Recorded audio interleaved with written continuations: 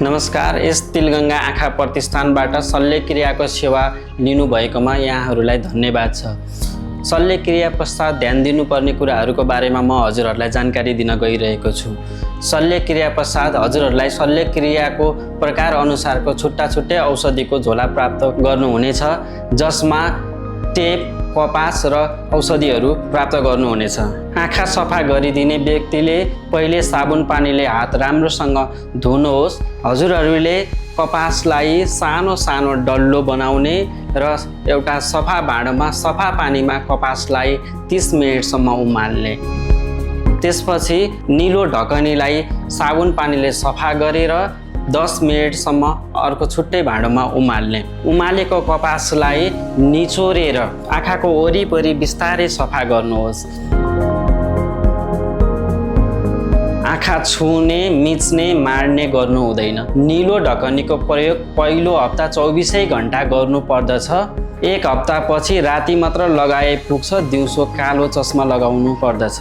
औषधि राख्दा टुप्पोलाई नछोइकन आँखाको ढकनीलाई तलतिर तानेर आँखाभित्र पर्ने गरी राख्नु पर्दछ।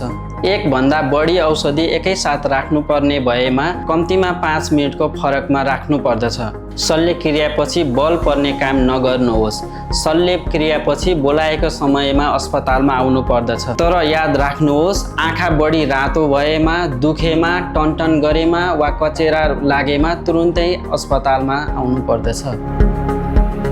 यी सल्लाहहरू आँखाको पर्दा वा रेटिनाको शल्यक्रियामा लागू हुँदैनन्। सोको लागि सम्बन्धित चिकित्सकसँग परामर्श गर्नुहोस्। पर्दाको बाहेकको शल्यक्रियामा घोप्टे परेर सुत्नु हुँदैन।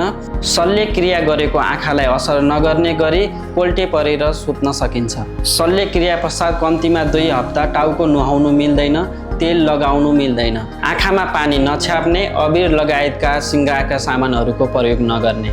खानेकुरामा कुनै वर्जित छैन, तर सुर्तीजन्य पदार्थ, धुम्रपान, मद्यपान वर्जित छ।